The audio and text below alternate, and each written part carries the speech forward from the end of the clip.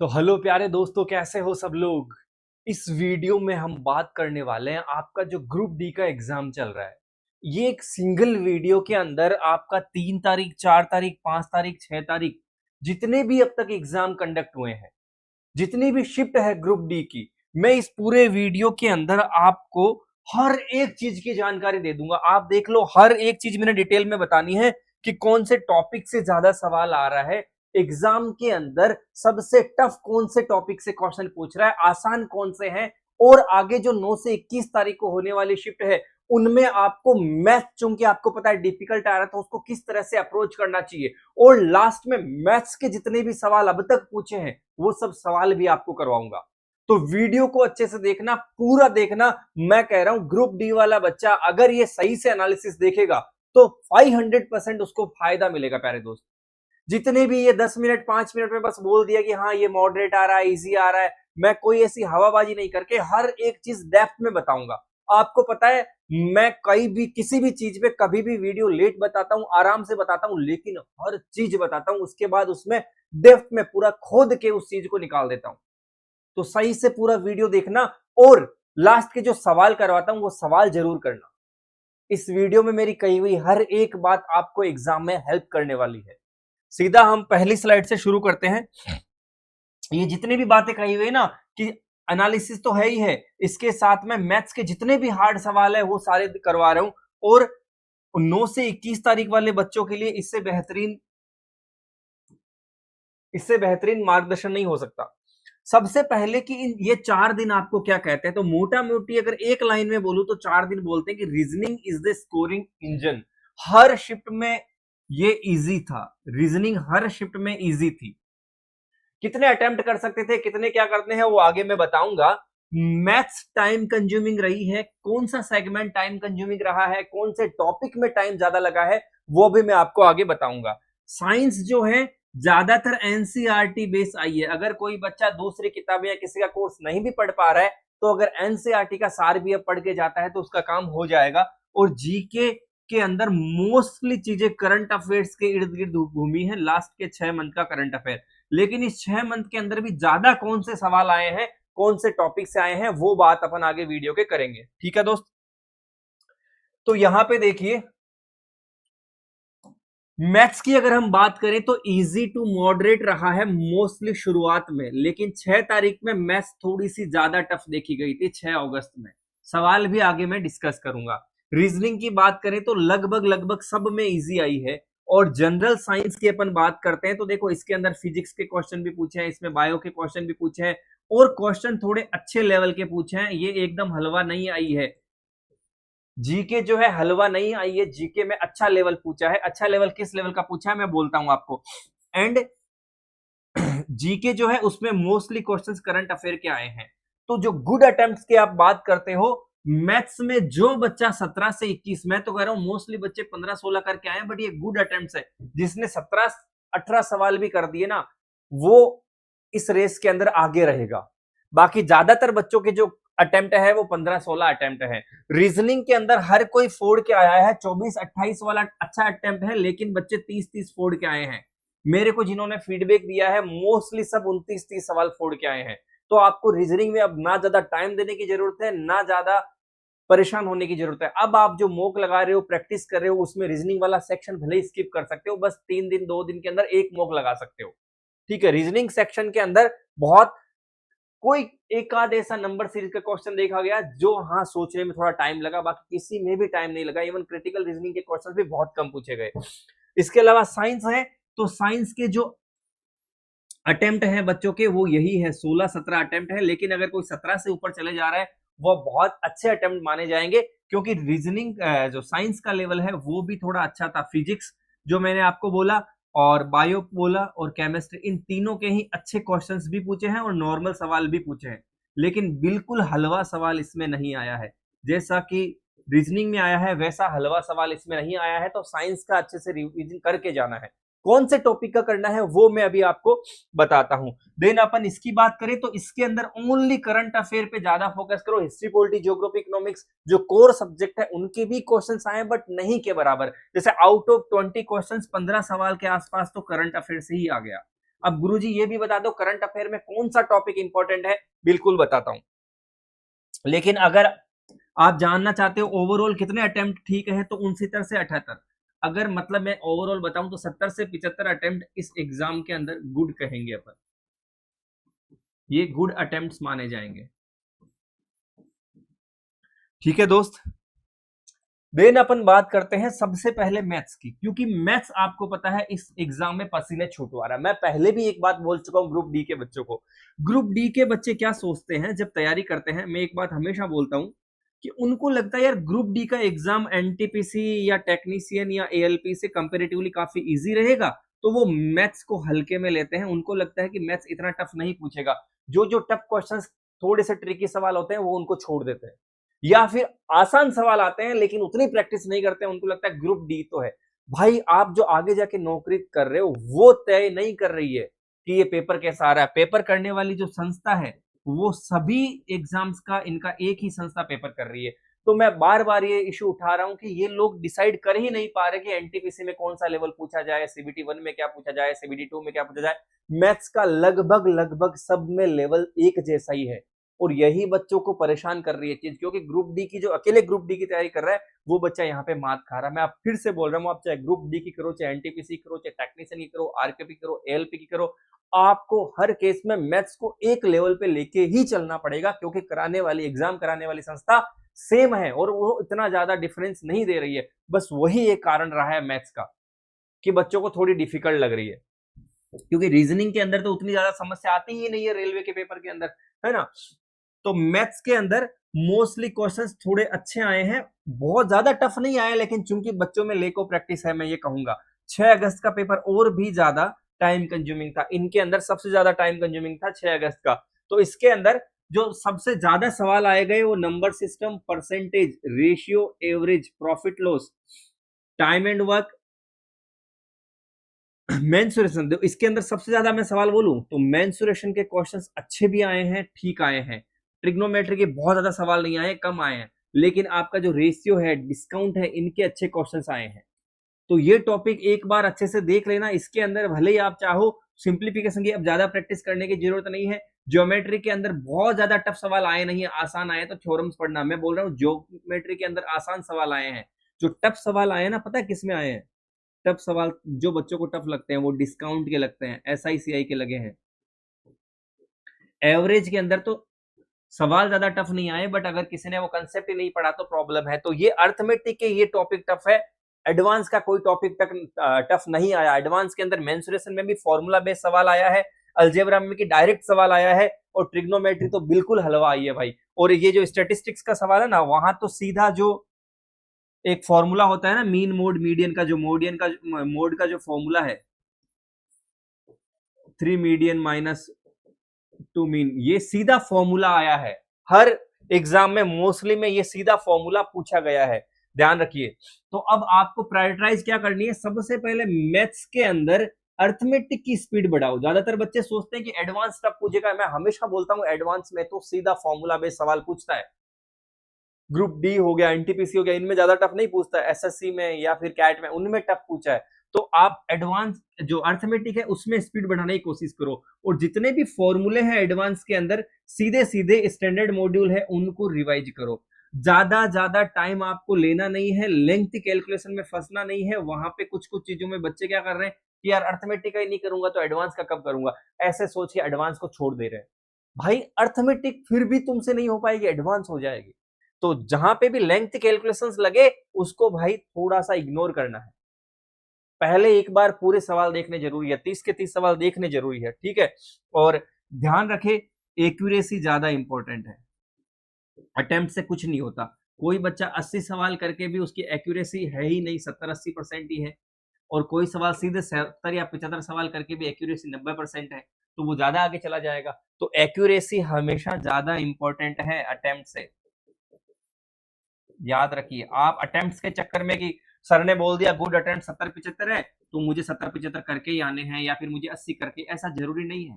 आप good attempt से करिए, सॉरी आप गुड एक्यूरेसी के साथ करिए। अगर आप 68-69 सवाल भी करते हैं लेकिन आपको पता है इसमें 1-2 सवाल कोई गलत हो सकता है, एक भी तुक्का नहीं है, तो आप हो सकता है आपका ये जो ग्रुप डी का एग्जाम है क्रैक हो जाए। फाइनल कट ऑफ का बात नहीं कर रहा, लेकिन एटलीस्ट आप श्योर रहिए एक्यूरेसी के मामले में, ठीक है दोस्त।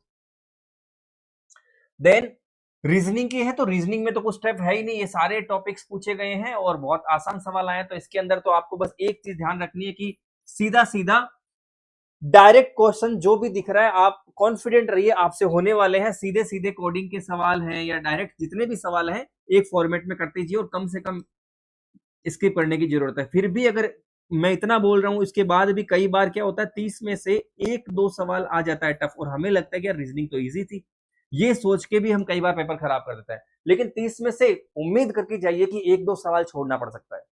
क्या होता है कई बार इन 1-2 सवाल के चक्कर में अपन 4-5 मिनट खराब कर देते हैं कि यार नहीं मैं तो 30 में से 30 ही करूंगा। 30 में से 30 करके कोई तुम्हें ब्रह्माजी नहीं बनना।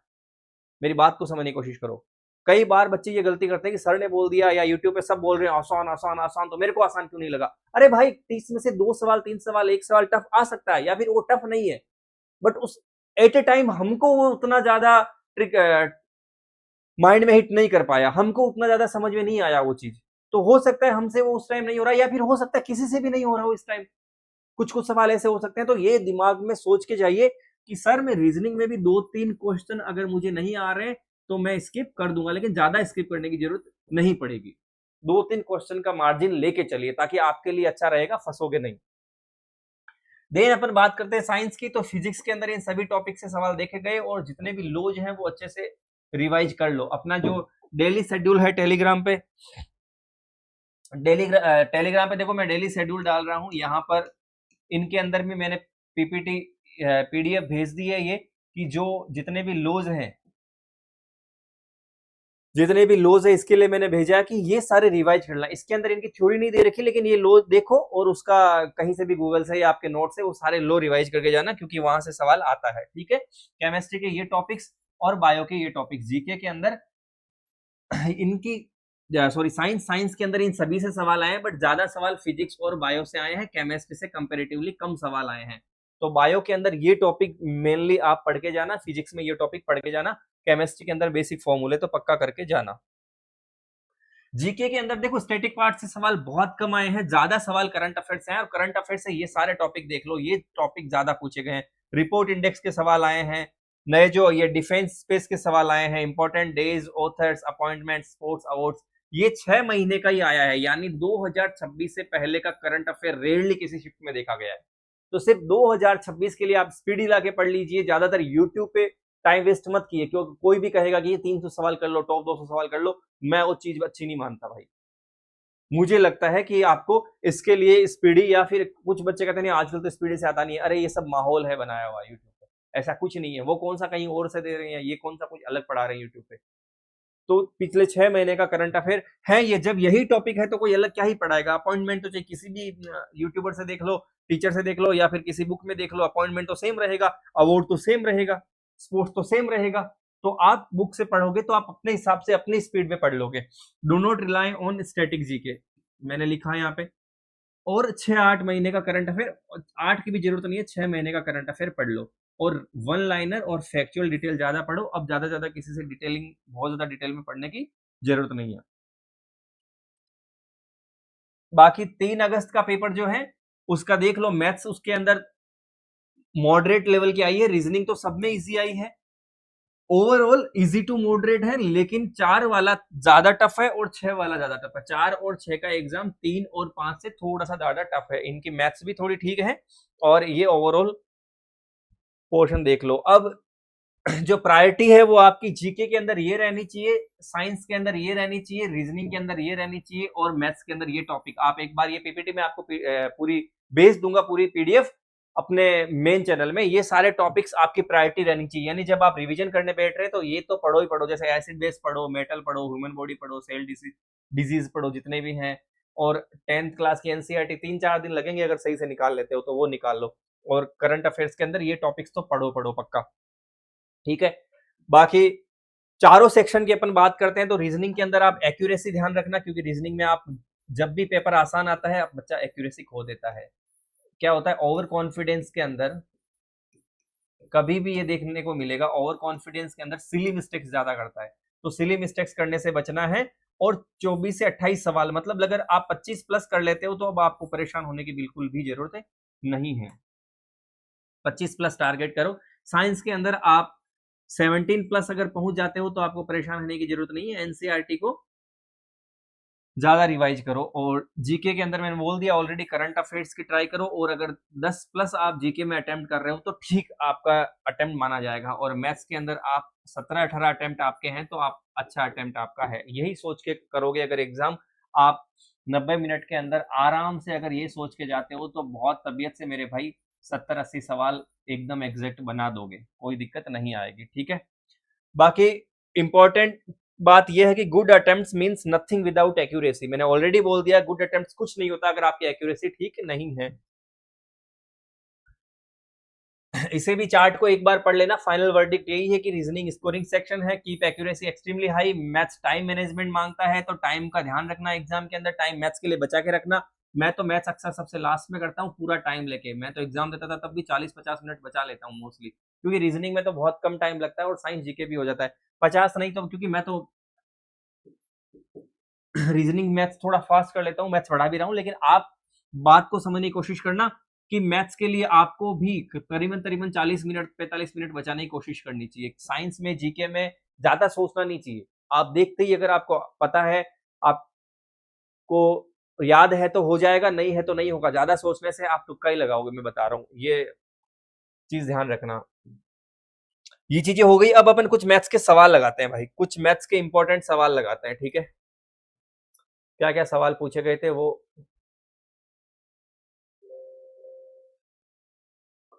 ये देखिए। एक संख्या को 20%, ये वो सवाल है जो आगे आने वाली शिफ्ट में भी ये नहीं होगा कि एग्जैक्ट डेटा, लेकिन एक्सपेक्टेड है लगभग लगभग इस टाइप के सवाल पूछने के चांसेस है, और ऐसे ही सवाल पूछ रहा है। मैं इस तरह से लगभग सारे सवाल करवा रहा हूं जो लगभग पूछ रहा है, तो आप एक बार इनको अच्छे से पढ़ो और इनके इर्द गिर्द देखो। पेपर का लेवल मैं फिर बोल रहा हूँ टफ नहीं है, बस अपने पे है। अपन इस सवाल में कई बच्चे कंफ्यूज भी हो सकते हैं कि यार ये किस तरह से पूछ ले, लेकिन बहुत आसान सवाल है। थोड़ा एग्जाम की अप्रोच समझो कि थोड़ा सा हम प्रेजेंस ऑफ माइंड रखेंगे तो एग्जाम में बना लेंगे। एक संख्या को 20% बढ़ाया जाता है। अब ज्यादातर आप क्या करोगे बताओ, परिणाम में 100 जोड़ने पर योग मूल संख्या का दोगुना हो जाता है। मान लो आपको कुछ समझ में नहीं आया, मतलब आपको ये समझ नहीं आया एक्स मानू 100 मानू क्या मानू, तो सीधा सोचो कि शुरुआत में संख्या होती है 100%, अगर इसमें 20 बढ़ा दिया, 20 बढ़ा के कितना हो गया 120%। अब इसमें परिणाम में 100 ऐड कर दिया, 100 ऐड कर दिया, तो बराबर में ये जो अपनी मूल जो संख्या थी, जो फंडामेंटल स्टार्टिंग में जो नंबर था, स्टार्टिंग में जो नंबर था वो उसका डबल हो जाता है, यानी 100 का डबल हो गया 200%। बस अब ये 120% उधर जाके घट जाएगा, तो 200 में से 120% घटा, बच गया 80%। 80% बराबर 100 है, तो हमें 100% ही तो चाहिए, तो यहाँ से 1% निकाल लेता हूँ, तो 1% आ जाएगा। इनको कट कर दो, 20 से 5 बार, 20 से 4 बार, तो 1% बराबर 5/4, तो यहाँ से 100% निकल जाएगा। 5/4 कितना होता है ये तो जानते हो आप, 4 से ये 25 बार, 25 पंजे 125। तो कुछ भी नहीं आएगा ना, आपको कुछ समझ में नहीं आया तो आप लैंग्वेज को फॉलो करो। फॉलो से याद आ रहा, money follows my brother, you follow the language. Money follows my brother, money follows, क्या था आज भी मुझे पता नहीं चल रहा है। सो अगले सवाल की तरफ बढ़ते हैं। सोहन की मासिक सैलरी 32,000 और उसका खर्चा, ये उसकी सैलरी है, उसका खर्चा है 24,000, उसकी बचत कितना परसेंट है, तो यहां से पता चल रहा है कि उसकी बचत जो है 32,000 में से 24,000 गया, 8,000 उसकी बचत है। सीधा रेशियो से भी कर सकते हो, ये तो आसान डेटा है। तो ऐसे इसकी बचत है, तो आपको पता है बचत के बट्टे में टोटल सैलरी आएगी, सेविंग के बट्टे में टोटल सैलरी आएगी। टोटल सैलरी है गुरुजी 32,000, ये तो बहुत आसान है, डेटा आसान है तो मैं डायरेक्ट कर सकता हूँ। तो आपको पता है ये इसका चौथा हिस्सा है 4 से, ये 25%। इतने आसान सवाल है, बताओ। कुछ कुछ सवाल ट्रिकी भी हैं, बट ज्यादा टफ है नहीं। किसी व्यक्ति की आय और व्यय का अनुपात 7:5 है। आय यानी इनकम और व्यय यानी एक्सपेंडिचर का रेशियो 7:5 है। तो यहां से पता चल रहा है कि उसकी सेविंग कितनी है, उसकी सेविंग कितनी है, उसकी सेविंग कितनी है, 7 में से 5 गया ना भाई, 7 कमा रहा है उसमें से 5 खर्चा कर दिया, 2 उसकी बचत है, 2 का मतलब है 4000, 2 का मतलब है 4000 यानी 2000 गुना। तो उसकी इनकम कितनी है, इनकम 2000 गुना है, 7 दूनी 14, 14000 आंसर है। अब वैसे अगर जो भी इनकम आनी थी वो 7 का तो मल्टीपल आनी थी, 7 का तो गुणांक आनी थी, जिसमें 7 का भाग लगना था, तो एकमात्र संख्या है जिसमें 7 का भाग लगता है, तो ये आंसर हो गया। एक सवाल अच्छे, बिल्कुल यूनिक मेथड से करवाऊंगा, मुझे नहीं लगता कि आप इस सवाल को करने का ये यूनिक मेथड जो मैं बता रहा हूँ कहीं और पढ़ोगे। कितना प्यारा सवाल है और बहुत टाइम खराब कर देता है बच्चों को, देखते ही समझ में नहीं आता। अब यही हो रहा है एग्जाम में, मैथ्स को क्यों कैलकुलेटिव बता रहे हैं भाई, अभी भी मैं बोल रहा हूं जो सवाल है आपके टोटल 25 में से 15 सवाल 14 सवाल तो अभी भी हो जाते हैं, बट वो 4 5 6 सवाल वो हर तीसरे सवाल में आ जाता है, वहां पे प्रॉब्लम है। तो ये बहुत आसानी से मैं इस सवाल को उड़ाता हूं। एक दुकानदार, एक शॉपकीपर किसी वस्तु पर क्रमशः 20% और 25% का डिस्काउंट देता है। तो देखो, मान लो उसका मार्केट प्राइस एमपी है, मार्केट प्राइस है, इस पर 20% का डिस्काउंट दिया। आपको पता है 20% का डिस्काउंट दे दिया तो पीछे चीज कितनी बची, 80%। और 80% का मतलब होता है, परसेंट को हटाओ, 80/100 यानी 4/5। तो चीज बची एमपी का 4/5। भाई डिस्काउंट देने के बाद इतना ही बचेगा। आगे 25% का डिस्काउंट देता है तो 25% हटाने के बाद पीछे कितना बचा, 75% यानी 3/4। अब आपको पता है ये डिस्काउंटेड प्राइस है जो एसपी के बराबर होती है। डिस्काउंटेड प्राइस क्या है, एसपी के बराबर होती है। ठीक है, बहुत बढ़िया, आगे चलो।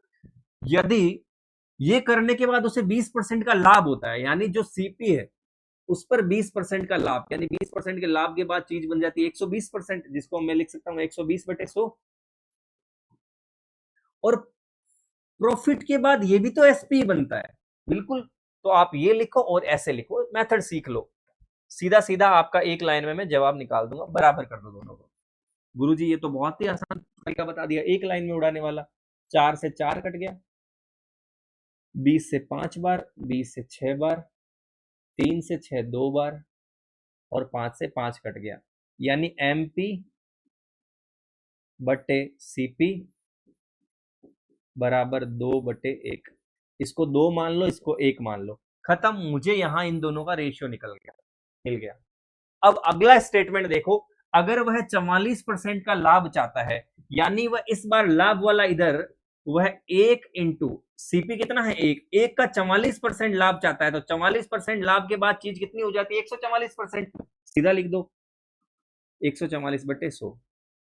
ये बराबर है, अगर वह पहली छूट अब भी 20% रखता है, एमपी कितना है गुरुजी 2, 2 का 20% छूट यानी 80%, 80% मतलब 4/5। तो दूसरी छूट कितनी होगी, दूसरी छूट मुझे पता नहीं है, x/100। 100 में से ये घटा के लिखते हैं, यहां पे मैंने x लिख दिया, बस। अब आगे कुछ भी नहीं करना, 100 से 100 कट गया, 4 से ये कट गया 36 बार, 2 से ये कट गया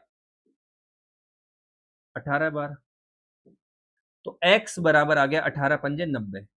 यानी यहां पे मैं 90 लिखता, इसका मतलब जो डिस्काउंट है दूसरा वो है 10%। सीधा सीधा, आपको बिल्कुल भी परेशान नहीं होना, 2 बार देखो 3 बार देखो, लेकिन ये सवाल आप बना पाओगे अगर मेरा ये सिंपल मेथड ध्यान में रखते हो।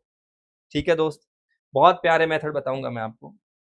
एक ये सवाल आया, इसी का तो मैं बात कर रहा था, कितना देखो फॉर्मूला बेस्ड क्वेश्चन है, कि इसने लिखा मोड बराबर 3 मीडियन माइनस 2 मीन, और आगे बोला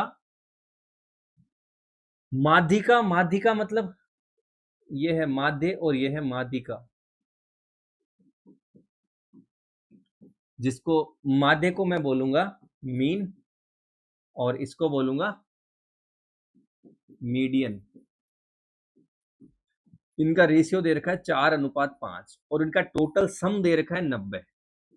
तो 4 और 5 9, 9 बना 90, कितना गुना, 10 गुना, तो इसका मतलब 4 का 10 गुना 40, ये संख्या है 40 और ये संख्या है 50, बस मुझे रख देना है, जवाब आ जाएगा। मोड बताओ तो 3 इंटू मीडियन कितना है गुरुजी, मीडियन है 50, 50 माइनस 2 इंटू मीन कितना है 40, 40, 150 माइनस 80, 70। समझे, ऐसे सवाल आपसे पूछे गए हैं। मेरे प्यारे दोस्त ये सवाल देखो, ये बोलता है कि दो ट्रेनें 150 मीटर और 250 मीटर लंबाई की दो ट्रेनें ऑपोजिट आ रही है डायरेक्शन में। Two trains moving in opposite direction means आपको पता है जब भी ऑपोजिट डायरेक्शन में आएगा तो लेंथ इनकी ऐड हो जाएगी, तो लेंथ हो जाएगी 150 प्लस 200 मीटर यानी टोटल 400 मीटर। और जब भी लेंथ को स्पीड से डिवाइड करूंगा तो आपका आ जाएगा टाइम, तो स्पीड से मुझे डिवाइड करना है। बट गुरुजी एक बात बताओ, ये 54 और 36 जो स्पीड है, 54 और 36 ये है मेरे पास किलोमीटर पर आवर में। 54 और 36 कितना हो गया?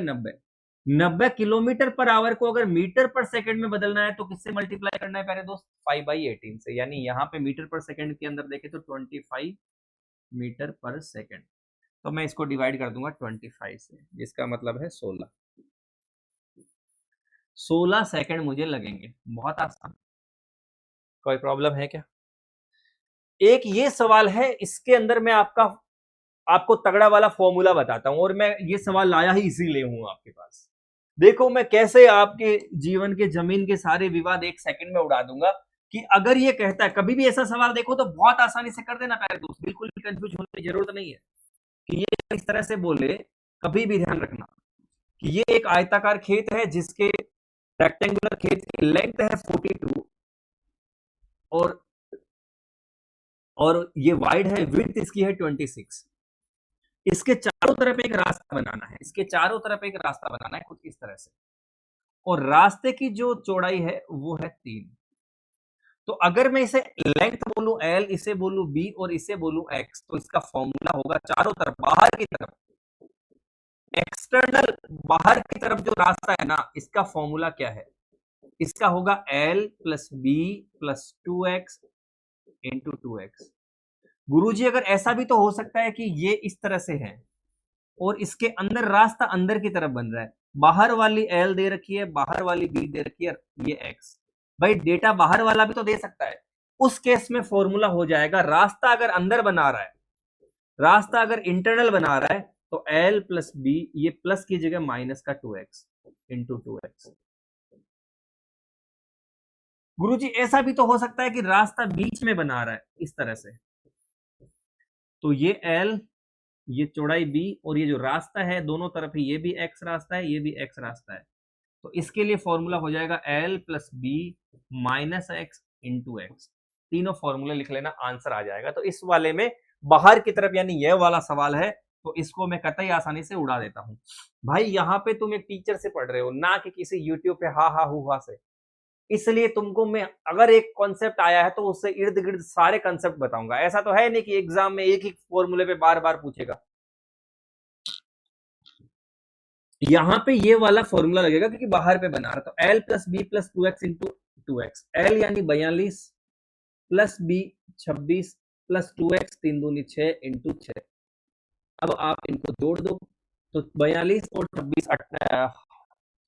68 और 6 74 74 इंटू 6 7 ठीक है 42, 420 और 24 444 444 आपका जवाब है। बहुत प्यारा ये सवाल है, बहुत ट्रिकी मैंने इसको बना दिया है, बहुत आसानी से इसको करने का तरीका मैंने बता दिया है, तो इस तरह से आप इसे उड़ा सकते हैं। एक ट्रेपेजियम है, समलम चतुर्भुज है, जिसकी पैरेलल साइड्स जो हैं, आपको वैसे इस सवाल में बनाने की जरूरत नहीं है ये, लेकिन मैं फिर भी बता रहा हूं।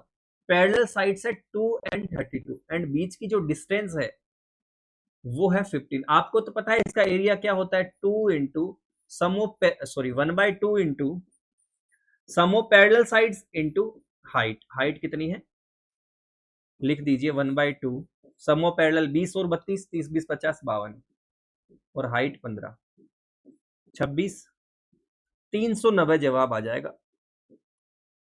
390 जवाब आ जाएगा। एग्जाम इस चल रहा है तो एक एक्स्ट्रा बात यहां पे बताता हूं, जैसे मैंने इतना कैसे इजीली इसको मल्टीप्लाई कर दिया।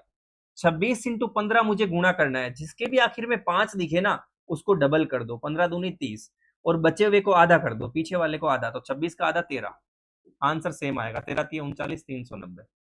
फिर से सुनो ये बात मैंने क्या बोली, जिसके भी आखिर में 5 है उसको डबल किया और पीछे जो बचा उसको हाफ कर दिया। ये सवाल देखो कितना प्यारा सवाल है, बहुत प्यारा ये सवाल है। ये सवाल है सर्किल का। मुझे सर्किल बनाने की जरूरत नहीं है। एक 14 सेंटीमीटर रेडियस वाले वृत्त के त्रिज्य खंड मतलब ये जैसे सर्किल है ना, तो ये त्रिज्या है रेडियस, इससे बना हुआ सेक्टर कह लो, ये भी रेडियस है, ये भी रेडियस है, तो इसका एरिया, त्रिज्याओं से बना हुआ एरिया, ये दे रखा है आपको 308 और रेडियस है 14। तो बताओ कि इसका ये एंगल कितना होगा। मैं आसान तरीका बताता हूं। सबसे पहले आप देखो, आपको पता है ये पूरा एंगल कितना है 360 और ये वाला एंगल मान लो x है, तो टोटल एरिया कितना दे रखा है इसका 308 बटे पूरा एरिया क्या हो जाएगा पाई आर स्क्वायर मतलब 22/7, आर स्क्वायर मतलब 14 × 14, ये बराबर है पूरा एंगल कितना है गुरुजी 360 और ऊपर इस हिस्से का एंगल कितना है x। ऐसे कर सकते हो आप बिना किसी फॉर्मूले के, याद हो। पूरे क्षेत्रफल के लिए एरिया कितना है 360, इतने से क्षेत्रफल के लिए एरिया कितना है x, आंसर आ जाएगा। तो आपको फॉर्मूला जरूरी नहीं है कि हर चीज का फॉर्मूला रटना ही पड़े। क्या टाइम लगेगा इसमें, कुछ टाइम नहीं लगेगा। 22 से इसको काट दो, एक बार 4 बार, 14 से 14 कट गया, 7 से ये 2 बार, 2 से ये 180 बार, एंगल आ गया 180, खत्म। x की वैल्यू 180। तो एक ही तो लाइन लगी, बस तुम्हें लैंग्वेज समझ में आना चाहिए। अब तक जितने भी सवाल मैं आपको करवा रहा हूं, मैं ट्रेडिशनल मेथड से आपको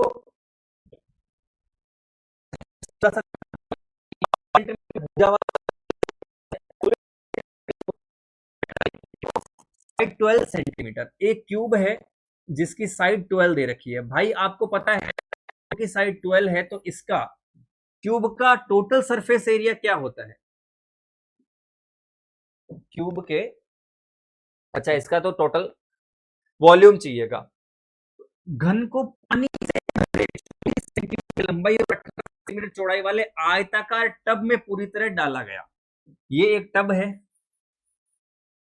टब की लंबाई आपको दे दी 24, चौड़ाई इस तरह से इसको दे दी 18, ये टब जैसे बना हुआ, इसकी चौड़ाई दे दी 18। अब देखो बात को ध्यान रखना, क्यूब का जो वॉल्यूम है क्यूब का, वो बराबर होगा ये जो टब है ना, ये जो पानी का टब है, इस टब का जो वॉल्यूम है उसके बराबर होगा। बस आपको इतना सा ध्यान रखना है। तो इसमें क्या है, जो भी आपको रेक्टेंगल कभी भी देता है, रेक्टेंगल की हाइट बराबर इसमें जो भी चीज डाली गई है, फॉर्मूला बना देता हूं, रेक्टेंगुलर इंटू हाइट बराबर जो भी इसमें चीज डुबोई गई है इसका वॉल्यूम मतलब आयतन।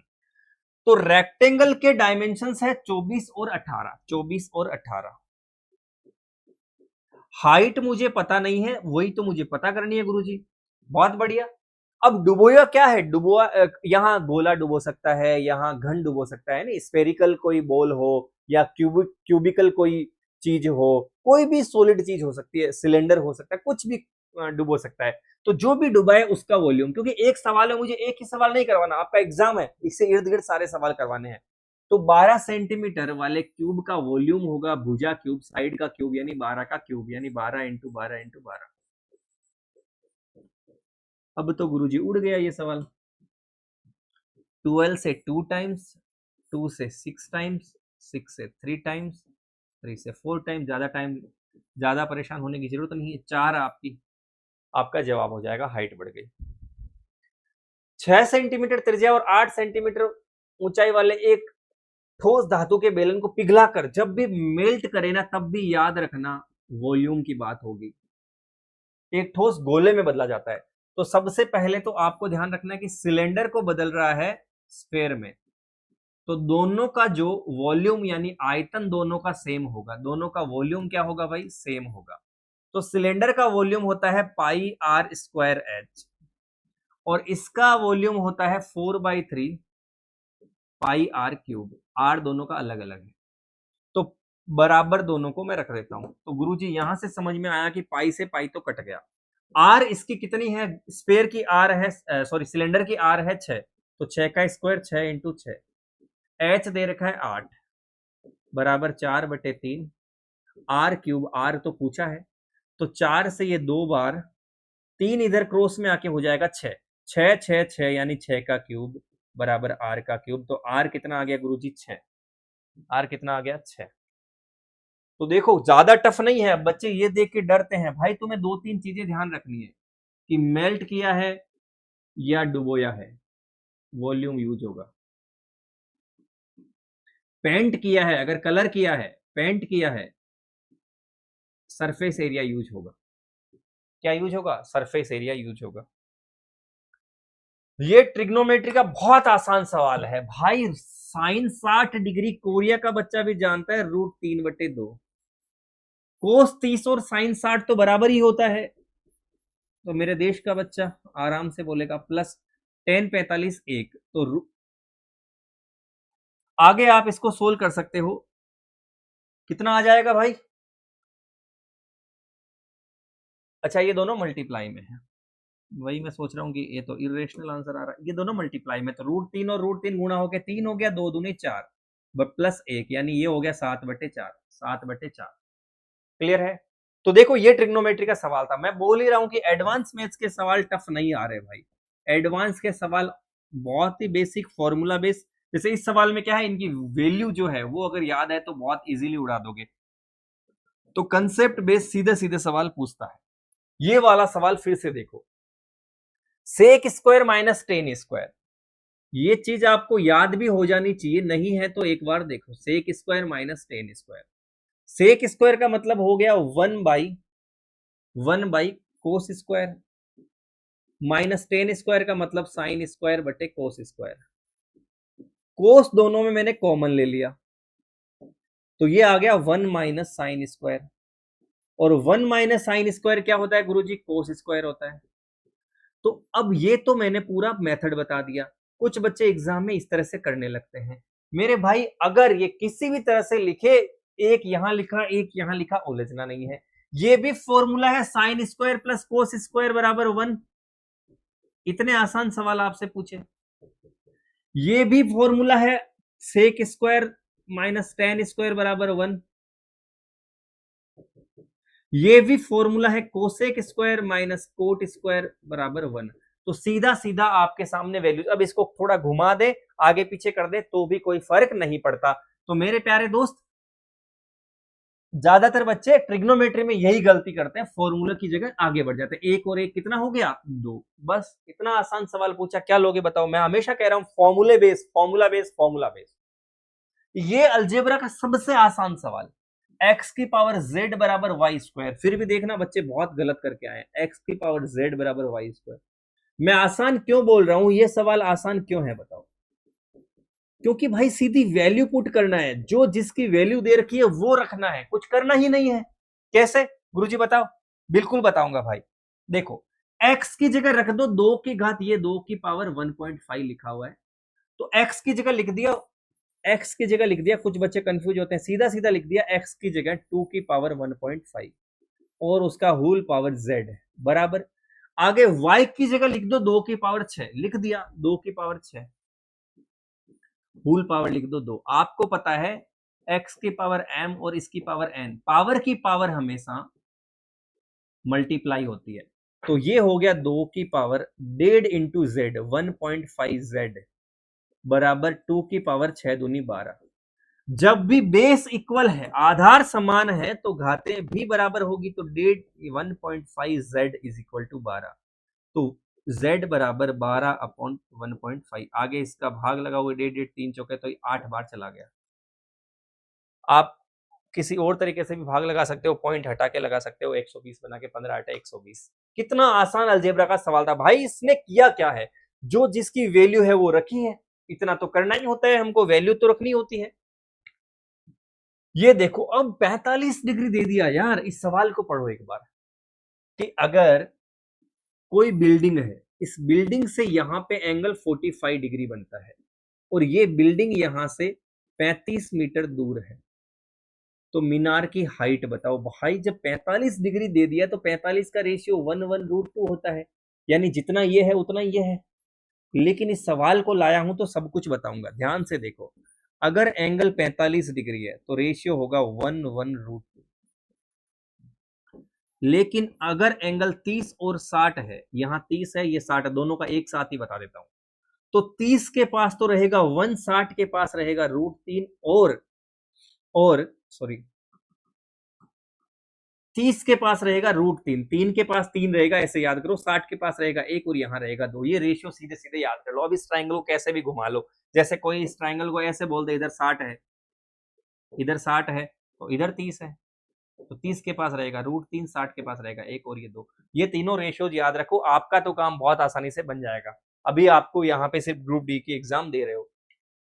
ये सवाल 3 बेल्स बजती है 4 मिनट, 6 मिनट, 9 मिनट के अंतराल के बाद। भाई आपको पता होना चाहिए, ये वाला सवाल तो कितनी ही बार पूछा हुआ है। जब भी बोले अगली बार एक साथ कब बजेगी, तो सीधा सीधा इनका एलसीएम ले लो। इनका एलसीएम आ गया 4, 6, 9 का 36 मिनट। एलसीएम तो पता है, ऐसी सबसे छोटी संख्या जो इन तीनों के पहाड़े में आ जाए, तीनों की टेबल में आ जाए, 36 मिनट। तो पहले जितने भी बजे बजी है, पहले 9 बजे बजी है, उसमें 36 मिनट और जोड़ दो, तो अब बजेगी 9:36। 9:36 आपका जवाब हो गया। एक समबहुभुज यानी एक ऐसा पॉलीगन है जिसकी सारी साइड्स इक्वल है, इसलिए ये रेगुलर पॉलीगन है, के इंटीरियर एंगल का सम सारे आंतरिक कोणों का योग 2340 है। इंटीरियर एंगल का सम का फॉर्मूला क्या है?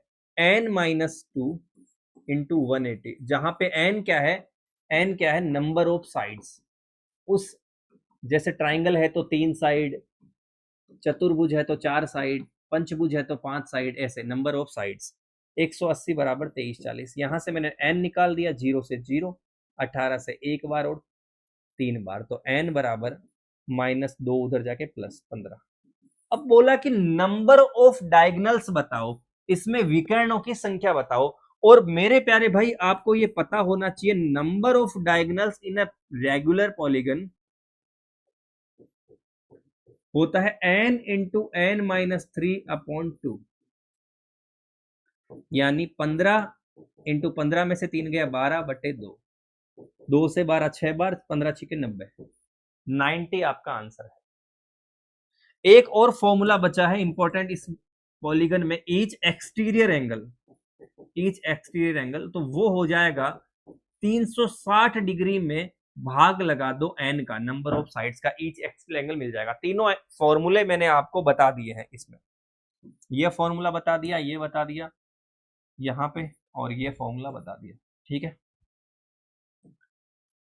86 सेंटीमीटर भुजा वाले घन का संपूर्ण पृष्ठीय क्षेत्रफल, जो क्यूब है उसका संपूर्ण पृष्ठीय क्षेत्रफल होता है 6 इंटू भुजा का स्क्वायर, साइड का स्क्वायर, यानी 6a²। हाँ या ना? अब यहां पर बात ध्यान रखनी है, जैसे ये बोला 6 इंटू 86 आप चाहो तो पूरा मल्टीप्लाई कर लो, और आप चाहो तो यहां पर डिजिटल सम लगा लो। डिजिटल सम अगर मैं लगाता हूं तो मुझे पता है 8 और 6 कितना हो गया? 14। 14 मतलब 4 और 1 5, तो यहां से भी 5 आ गया, यहां से भी 5 आ गया, और यहां से 6 आ गया। 6 पंजे 30, 30 का मतलब 3, 30 का मतलब 6 पंजे 30, 30 का मतलब 3 और 0 3, 3 और 5 15, 15 का मतलब डिजिटल सम आता तो है ना आपको, 8 इंटू 6 14, सॉरी 8 और 6 14, 14 का मतलब 4 और 1 5, तो 5, यहाँ पे भी फिर 14, यहाँ पे 6, 5 25, 25 6 का 150, ऐसा कर लो, या 6 पंजा 30, 30, 30 में 3 और 0 3, 3 और फिर यहाँ पे कितना है 5, 5 3 15, 15 में 5 और 1 6, ऐसे डिजिटल सम आपको निकालना आना चाहिए। तो मैं जल्दी जल्दी भी निकाल देता हूँ, आपको समझाने के लिए इतना कर रहा हूँ। तो यहाँ पे इसका डिजिटल सम 5, इसका डिजिटल सम 5, इसका 6, यहाँ से ओवरऑल जो डिजिटल सम मेरे सामने निकल के आया वो आया 6। क्लियर है? यहाँ पे देखो 6 किसका आ रहा है, बहुत आसान हो जाएगा, 9 खत्म हो जाता है, 4 4 8 2 10 4 14, 14 मतलब 14 में से 9 घटाओ 5, ये तो नहीं है।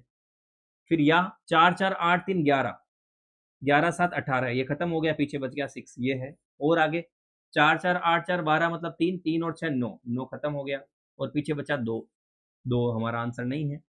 फिर 4 4 8 3 11, 11 मतलब 2, 2 2 4 5 9, 9 मतलब खत्म हो गया, ये भी नहीं है। तो डिजिटल सम अगर आपको आता है तो ऐसे कर लो, वरना पूरा मल्टीप्लाई करके तो आप बना ही लोगे। ठीक है, तो ये सारे सवाल थे जिसमें मैंने मैथ्स के लगभग लगभग हर पहलू को छुआ है, चाहे डिजिटल सम हो, चाहे कैलकुलेशन की बात हो, चाहे एरिया की बात हो, चाहे ट्रिग्नोमेट्री की वैल्यूज की बात हो, चाहे डिस्काउंट की बात हो, चाहे कोई भी टॉपिक आप बात करो, मैंने सारे टॉपिक को आपको समझाने की कोशिश करी है। लगभग इसी लेवल के सवाल आपके मैथ्स में पूछ रहा, तो देख लो कि आप खुद अब तय करो कि पेपर टफ है कि आसान है। मैं या कोई भी टीचर ये कहने की हिम्मत नहीं रख सकता कि पेपर टफ है कि आसान है, वो आपके लिए आप देखो आपको इन सवालों को करने के लिए कितनी मशक्कत करनी पड़ती है। ठीक है, फिर से मैं ऐसे ही किसी बेहतरीन वीडियो में एनालिसिस के साथ आपके सामने मिलता हूं। हमारा जो डेली शेड्यूल जो मैं डाल रहा हूं, जैसे ही आपकी एग्जाम हो जाती है, हो सकता है आपकी एग्जाम 9 की हो, 10 की हो, 11 की हो, वट एवर डेट, आप अपना जो टेलीग्राम पे डेली शेड्यूल है इसको फॉलो करने लग जाना। आने वाली आगामी जो भी आपकी परीक्षा है इसके अंदर लगभग ऑलरेडी 10,000 के आसपास लोग हैं। तो ये डेली शेड्यूल देखो इस तरह से आपके डाला हुआ है। डे 1 अभी तक करवाया है, डे 2, डे 3, डे 4। अब हम अगले 100 से 120 दिनों के अंदर बिल्कुल फ्री ऑफ कॉस्ट, सिंगल रुपया आपसे लिया नहीं जाएगा, 100-120 दिन में पूरा सिलेबस आपको कवर करवाऊंगा इस डेली शेड्यूल में। ठीक है दोस्त, अच्छे से तैयारी करो, ऑल द बेस्ट।